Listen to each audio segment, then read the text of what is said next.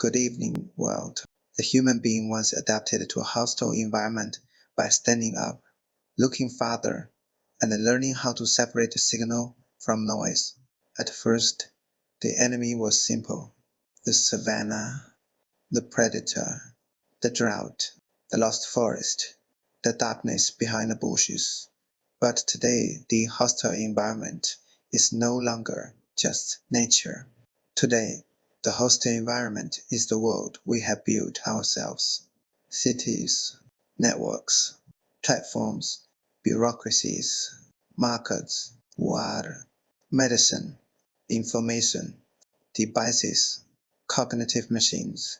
The environment is no longer nature against culture. It is nature rebuilt by culture and then turned back against the body. This is the real mutation. The system does not allow you to remain a subject. It turns you back into raw material. It makes you become labor force, data, surplus value, a desirable body, a disposable body, a profile, a target, statistical noise, a soldier, a consumer, a medical file, an image, a social function. In other words, those who resist produce counter-environment. H passes plastic resistance, the self that refuses to become material of the world and forces the world to become relation. But evolution does not follow a clean plan. Phylogeny has no divine architecture. Characters appear that do not correspond to any clear purpose. They survive not because they are perfect, but because they are not fatal enough to destroy the species. A temporary advantage can push evolution into false paths, dead ends, biological corridors, mutations that should have disappeared, but instead became history. In other words, the system removes your difference and absorbs you back into the undifferentiated. In my language, the undifferentiated means this: an environment that erases singularity by turning it into environmental material. And this is why resistance is not only moral, it is not only political. Resistance is cognitive, perceptive, almost biological. To resist means not being absorbed as noise. It means keeping H alive as a deviation. It means remaining signal inside an environment that wants to turn you into background. First, the human being stands up to read the environment better. Then, the human being builds an environment more complex than the savannah. And finally, the human being must learn how to read the environment he has built, because that environment can eat him. And this is where Harry J. Foster appears. Harry J. Foster is not outside the environment. Harry J. Foster is a form that has understood one thing: the environment is trying to digest her. So she builds a counter-environment. Archive, style, name, symbiont, language, H+, Cannibal-pedia, BZC theory, images, dirty signals, but not dead signals.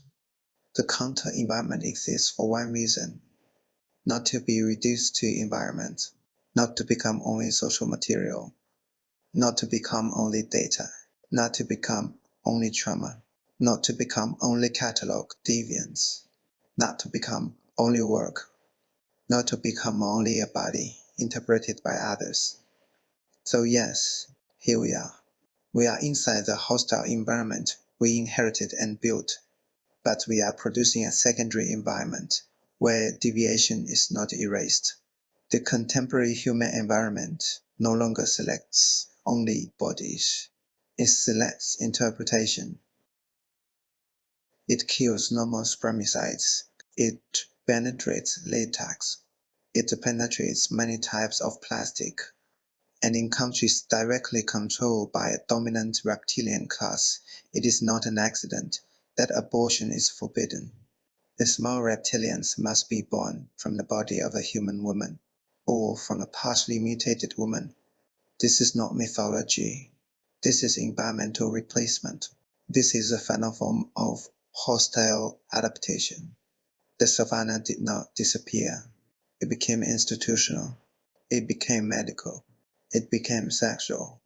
It became genetic. It became administrative. It became platform. It became archive. It became law. It became family. It became body. So when they ask me what H plus means, I answer, H plus is not progress. H plus is not optimism. H plus is not the future. H plus is the refusal to be eaten by the environment. H plus is the counter-environment. H plus is the dirty signal that refuses to die. I exist. 24 weeks, and the archive is still breathing. Most vaccines that are not checked by independent institutions have been designed to insert reptilian genetic material into human bodies. Technocrats like Bill Gates finance the reptilian vaccine network, maybe even without the full knowledge of the manufacturers. Only certain batches were modified with a genetic aggressor. Those convoys were scattered around the world. The reptilian network is well organized. You only need to modify the genetic code of a white heterosexual superspreader subject, usually a beautiful man or a beautiful boy, someone with a very active sexual life. The modified sperm is extremely efficient, extremely corrosive. The concept of evolutionary environment is not neutral.